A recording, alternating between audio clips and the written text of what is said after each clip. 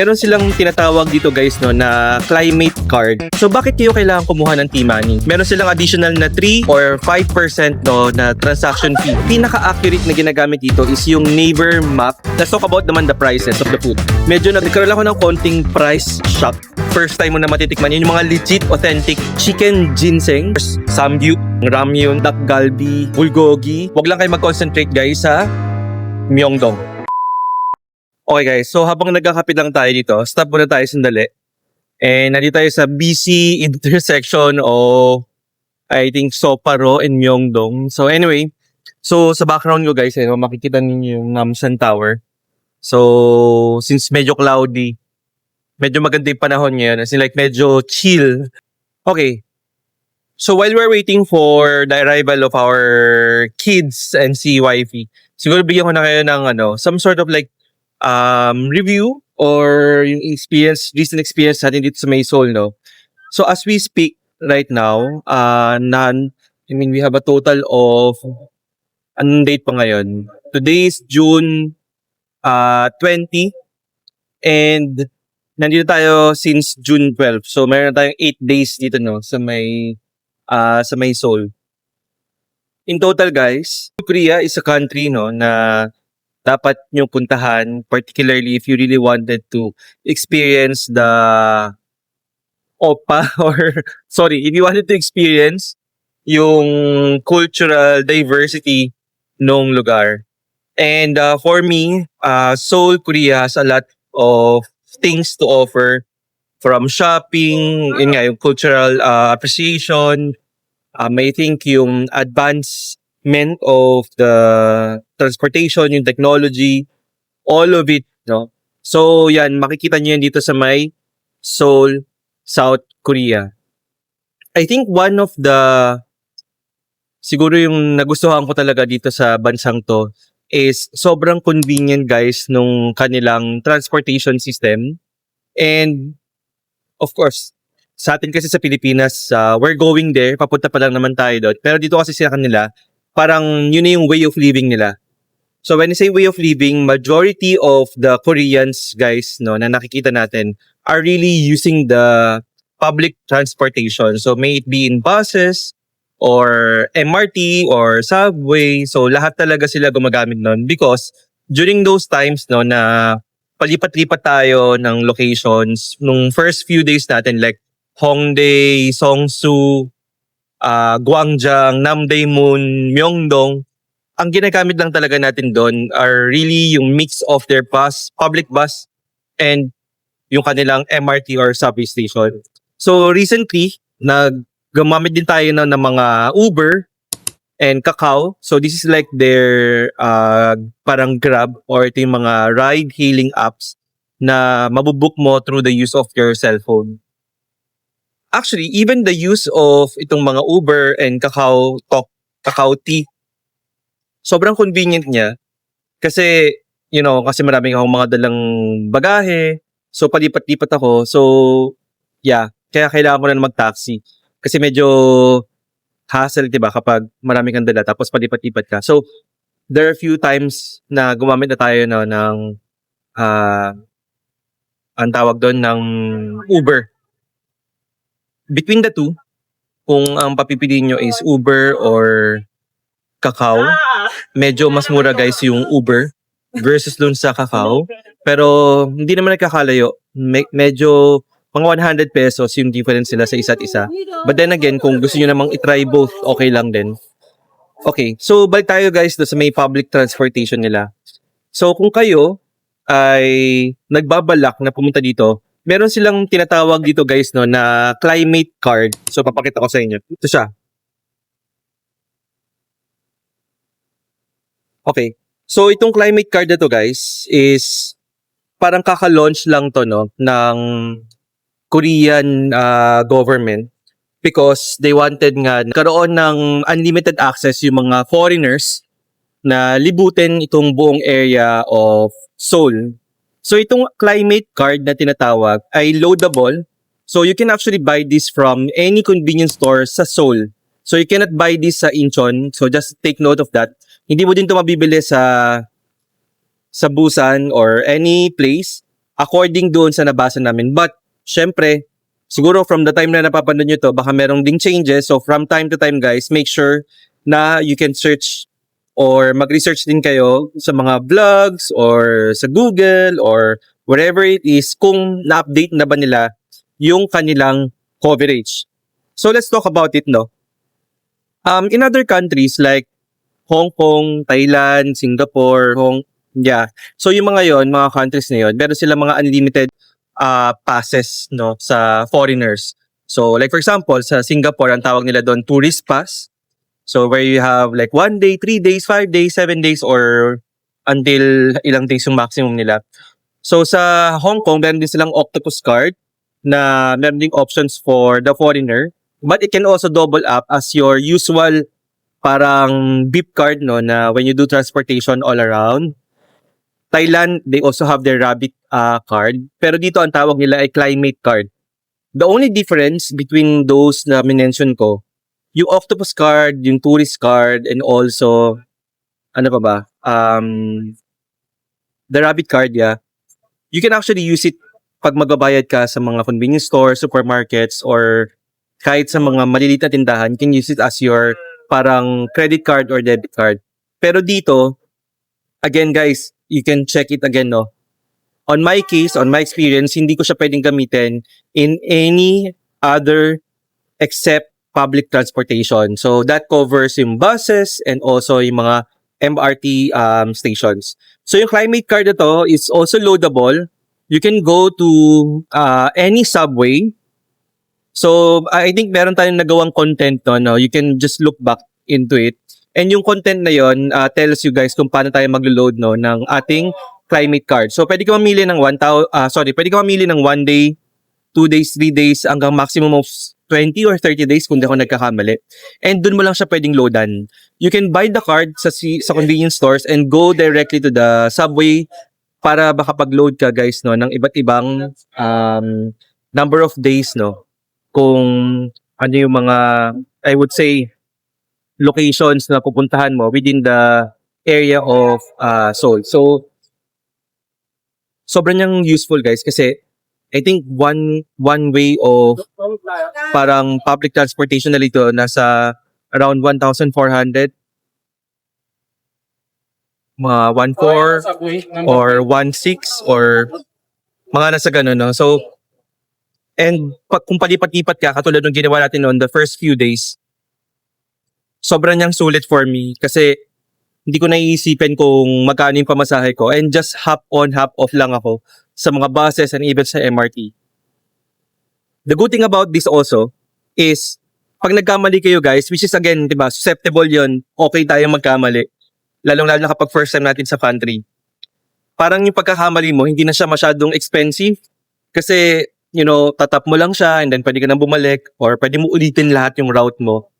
Which I think nangyayari din sa atin yun, no? Kasi lumampas din tayo guys ng bus natin. So, I need to top off and redo again yung ano. So, yan. May mga ganun tayong mga moments. So, that's why it's very useful na meron kayong climate card. Another, siguro, tip ko sa inyo, kasi ako, kumuha din ako ng T-Money. Okay, so ano ba yung T-Money? Ito naman yung sura guys ng T-Money nila. Okay. So, ito yung T-Money. Ito yung climate. So, magkaiba yan sila guys So, ano ba yung T-Money? T-Money is the acceptable parang card no kapag kayo ay gagamit ng public transportation. So, again guys, yung climate card para sa mga turista, foreigner na katulad natin na merong unlimited passes. While, however, yung kabila naman, the T-Money is their usual beep card na ginagamit din sa pagbayad sa mga convenience stores and public transportation. Ito naman hindi siya unlimited. So every time nagagamit ka guys no ng T-Money, automatic made-deduct siya. So technically para siyang debit card in a way no. So loadable din siya. So bakit kayo kailangan kumuha ng T-Money? So again, para sa ating kasing mga turista or foreigner na nag-visit dito sa may bansa nila, wala namang problema na gumamit tayo ng credit card. However, minsan kasi hindi din 100% reliable yung credit card kasi could be baka ma-detect na unusual transactions And I think yung pinakamalaking issue ko doon is every time kasi nagagamit ka ng credit card, kapag foreign issued cards yon, meron silang additional na 3 or 5% no na transaction fee. Okay? So yung 3% na yun guys, sayang yun no kasi imagine mo every time na gagamit ka ng transportation or bibili ka sa convenience store, kapag puro credit card yung gamit mo, sayang yung 3% mo. So, yung ginawa natin, kumuha na lang din tayo ng T-Money. Niloadan natin siya ng 100,000 won. So, 100,000 won is like 4,000 pesos. Kasi medyo nasa 20 days tayo, di ba? So, medyo mahaba-haba. And yun actually yung ginagamit ko. Like, for example, this one, yung mga small items na binibili ko on a frequent manner, like buying coffee, buying mga snacks sa convenience store. Kasi yung kahit yung mga maliliit lang na mga bagay-bagay, hindi yung ginagamit ko pambayad. The other side of it, gumagamit din ako guys no ng credit card. Kasi yung credit card, lalong-lalo na kapag mga foreign trips, sobra siyang reliable. Kasi nga, syempre in case of emergency, tapos kapag malakihan din yung binibili mo, lalo na kapag bibili ka ng luxury items or mga pampasalubong, diba? You don't want naman to carry so much of a cash kasi medyo mahirap ka din mag-track. So medyo inaccept ko na kapag mga few big items na bibilihin ko, okay na akong gumamit ng credit card and makikita ko siya, matatrack ko siya right away kasi isang card lang yung ginamit ko for all of my trips here in Korea. Okay. So another tip guys, magdala din kayo ng cash. Okay. Ang dami ko ng no. So meron kang climate card, meron kang T-Money, of course your credit card or debit cards, and magdadala ka din ng cash. The reason being is that cash is still the number one acceptable payment here in Korea and actually kahit sa ang panig ng mundo, no? So, cash is king, sabi nga nila. Yeah. And kapag kailangan mo magbayad, guys, no, ng anything, cash syempre una nating ino-offer, no? So, for me, I use a combination of T-Money, as I've mentioned to you, mga small purchases sa mga convenience stores, cash, lalong-lalo na sa mga traditional na mga public markets or yung mga palengke nila or yung mga tindahan nila. And ginagamit ko naman yung credit card ko kapag medyo nasa mall ako or medyo malalaking purchases or malalaki yung mga babayaran ko. Okay, so yun yung combinations. So maganda actually gumamit guys ng cash kasi lalong-lalo na kapag mga public market, so yung mga katulad sa ginawa natin sa Gwangjang Market, so yun, buy talaga tayo doon ng cash. But, nagulat ako guys na most of the stores na nabisita natin dito, kahit na nasa public market ka or palengke, meron silang credit card. Diba? So, yung credit card na yun guys, ay ginagamit din across all.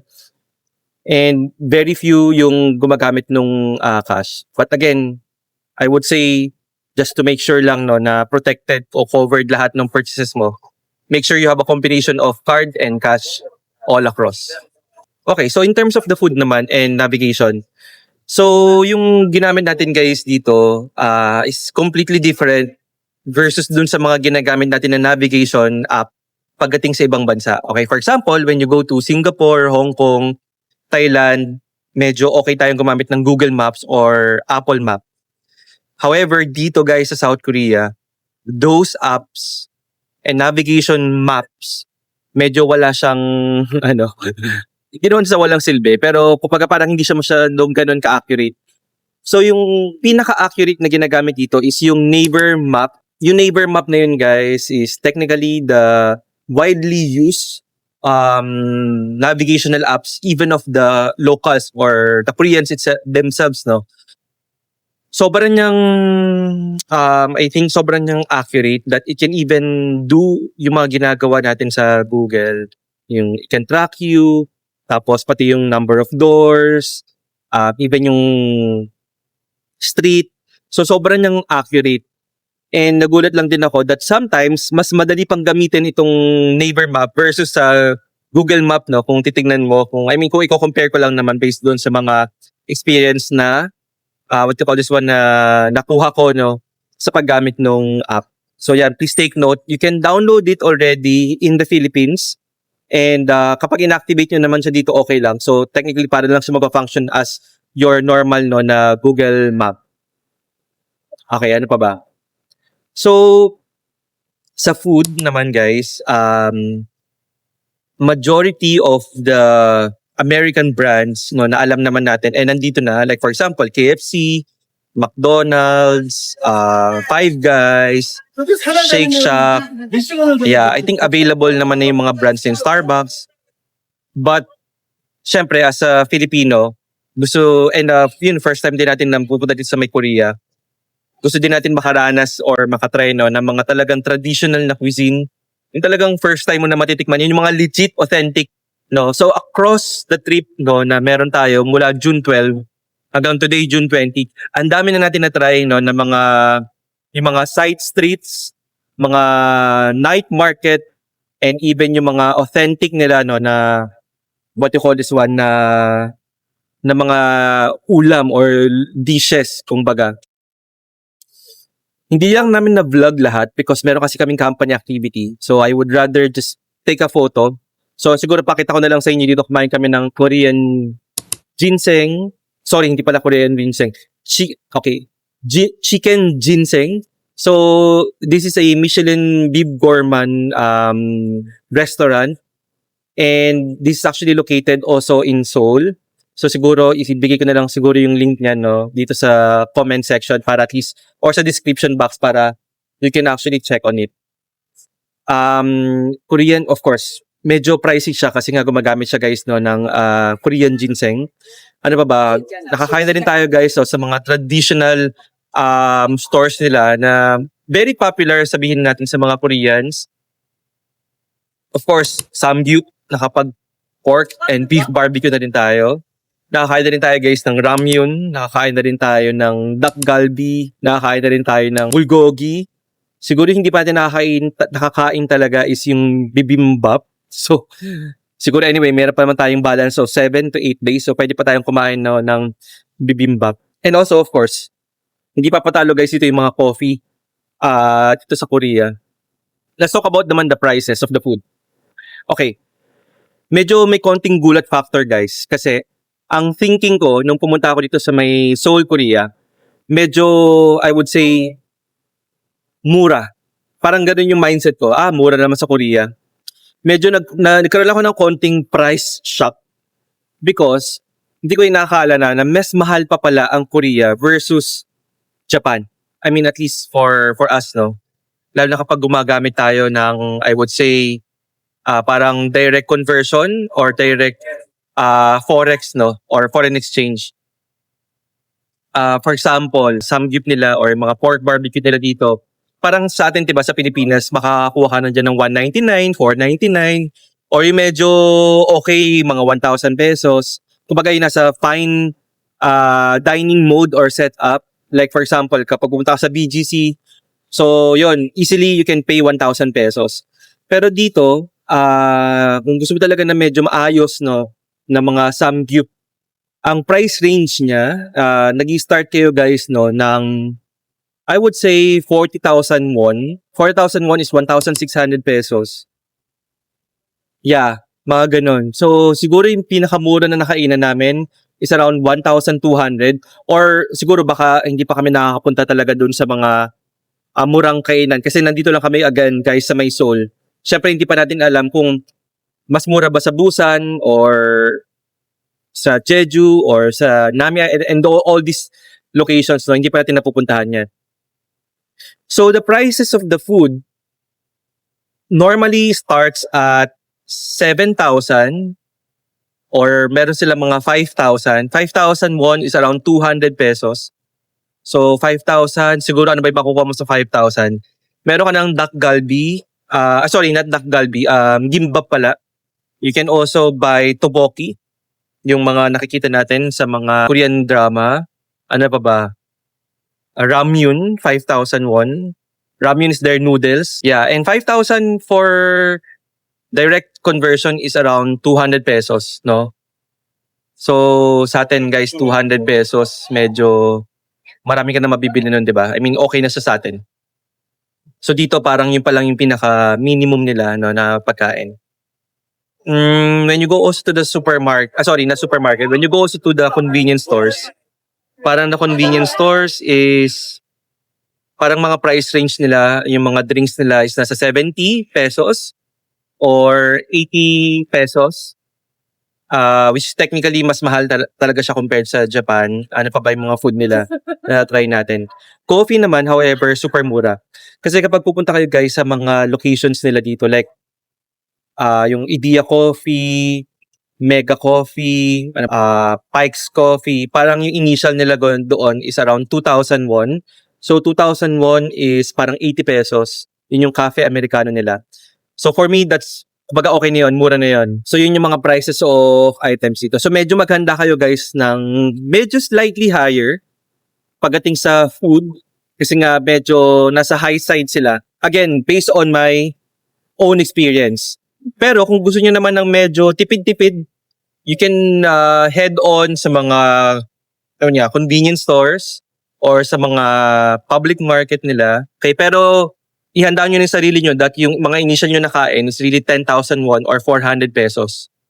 Yeah, per kain. So, and again, since nagbabakasyon naman kayo and you wanted to experience guys yung authenticity and of course, just being in a foreign country.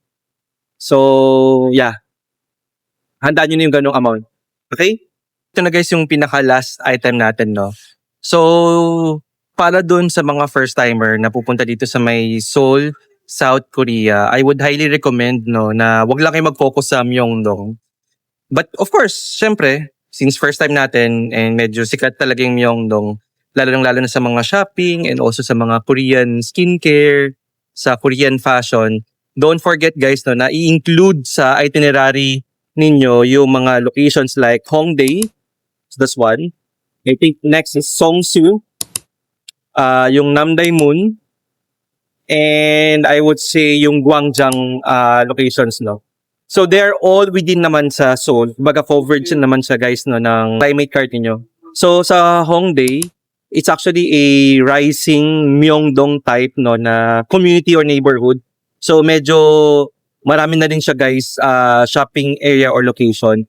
According dun sa mga research natin and based dun sa na-experience natin, so Hongdae is a perfect location kasi sobrang mura.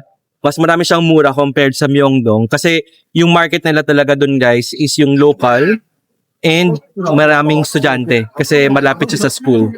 So, kung ano yung makikita nyo sa Myeongdong, you can actually see it there, no? Meron silang skincare, may Olive Young, merong Spao, may Top 10, meron din silang mga I think mga Changge, no, na ang market talaga ay para sa mga estudyante. I can even see there, no, yung mga parang mga damit na worth 10,000 won. Pero maganda na yung quality. It's around 400 pesos. So maganda na yung quality niya and okay na siya. So swak na siya. And again, because according to the Koreans, mga locals, medyo touristy na masyado yung Myeongdong. So they're parang somehow looking at Hongdae as the new parang tambayan ng mga Koreans, the locals itself. So that's one. Number 2 is Songsu. So Songsu naman guys, doon sa mga paglalakad-lakad natin, most of, siguro number 1 na talagang magagawa mo sa Songsu is really mag-shopping. Kasi ang daming boutique shops, maraming mga pop-up stores, pop-up concepts. Like for example, Blue Elephant, Tier, Dior Cafe. Actually, doon natin nakita yung famous or popular na Jayondo Salt Bread. Onion Cafe is also there. Although medyo maraming turista na din doon, but for me, hindi pa siya ganun ka-crowded katulad ng Myeongdong. It's an alternative way for you to really do your shopping. So sa Gwangjang Market naman, ito yung public market nila. Perfect to guys kapag gusto ninyong ma-experience yung street food show sa Netflix. So ito yung na-feature nila. So talagang ito legit talaga na mga Koreans talaga yung pupunta dito kasi sa public market. And also for me, sobrang mura niya. So actually, bumili nga tayo dito ng mga fruits. Sorry, fruit lang pala. Sila pala yung binili natin. Bumili tayo ng strawberry. Sobrang mura. 6,000. I think more than 1 kilo. So for me, okay na yon, di ba? And sobrang mahal ng strawberry. Tapos, nakita ko yung mga price points nila guys sa mga pampasalubong like yung mga Korean snacks, mga Korean delicacies, sobrang mura doon. And again, iba't ibang klaseng offer din guys sa mga food nandun din. So, and again, mas mura siya. So, you can actually do your kumbaga parang mukbang doon, no? Around 5,000 or 6,000. Parang okay na yan. Kumbaga may mabibili ka na doon. And I think yung ibang market like yan, Namdai Moon, wag lang kayo mag-concentrate guys sa Myeongdong. Okay? Overall, yung trip natin dito has a total of 20 days. 20 days ba? Or 20 days I think. And for me, sobrang magko-concentrate lang kami sa may Seoul because yung mga succeeding visit natin dito, probably during winter time or autumn, we will try to visit other locations like Busan, Jeju, Nami, which is again very popular locations and destinations among foreigners and also locals din. So ayan guys, I hope nakatulong sa inyo itong video na to, no? So yan yung Korean tips na masasabi ko sa inyo na very helpful sa akin and for you na din kasi malaki na rin yung matitipid ninyo. Okay? So hanggang sa huli guys, ingat po kayo, stay safe and don't forget to like, share, and subscribe na rin sa aming YouTube channel para marami pa rin po ang makapanood.